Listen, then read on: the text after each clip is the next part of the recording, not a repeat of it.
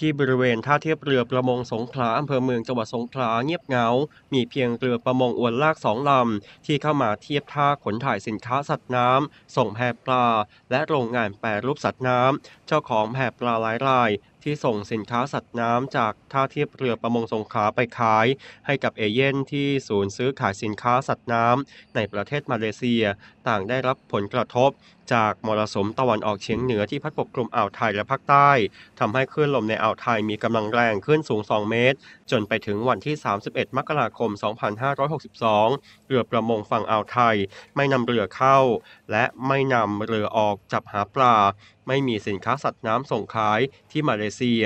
จึงมีความจำเป็นต้องสั่งสินค้าสัตว์น้ำจากจังหวัดระนองฝั่งอันดามันเดินทางรถยนต์ส่งให้กับแพปลาส่งขายให้กับเอเย่นศูนย์ซื้อขายสินค้าสัตว์น้ำในประเทศมาเลเซีย